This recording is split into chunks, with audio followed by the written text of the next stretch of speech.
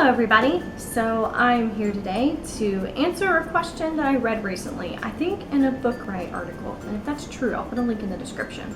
But the question is, what does your favorite book say about you?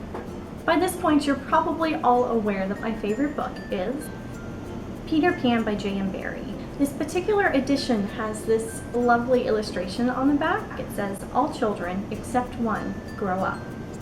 And also, "Do you believe?"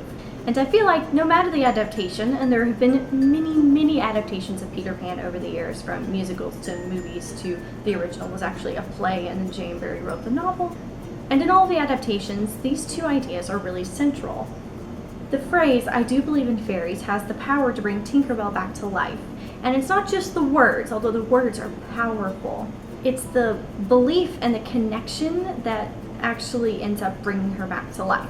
For me, the idea that the belief in something larger has the power to not only change people's hearts, but to affect the actual life of somebody is really wonderful. Plus, I'm a big fan of the fact that the words mean so much. Like, it has to be those exact words to bring her back. So for me, I'd say that personally means I believe, well, probably in fairies, but also in the power of humanity, basically. If you all connect into one idea and you have good interest at heart, then that idea has the power to change people's lives. All children, except one, grow up. That one's a little bit trickier for me because I actually have no issue with growing up. I was very windy in my acceptance of growing up. I fought it for a very short amount of time and then realized it was inevitable and I was going to tackle it with all that I had. The idea of keeping that childhood enthusiasm, I really like that. So all children grow up, but it's not as though Wendy growing up meant she forgot what it was like to have those adventures. She relived them and told them over and over. The power of her storytelling is what made her important to begin with, and it's what continued to make her as a person who she was. Which of course, I totally relate to, given that I'm a writer. And last but not least, the name for this channel is On the Big Adventure, because to live would be an awfully big adventure, and also to die would be an awfully big adventure. Kind of depends on the adaptation you're going for as to which one of those quotes you've heard.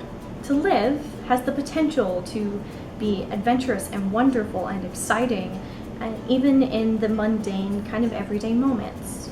Wouldn't it be an adventure to grow up? And obviously, I think that pertains to my life philosophy, since it's kind of now filtered into a lot of what I do. But specifically, it reminds me that even whenever I am bogged down in to-do lists and I have to try to think of the practicality of meal planning, that in itself can be a kind of adventure.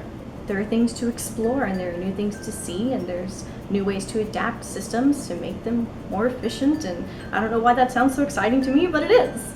I do think this book is really rich with themes that you could take out and apply to your own life. Let me know what your favorite book is in the comments below and what you think it says about you, because that's all that I have for you today. So I will see you next time. Bye!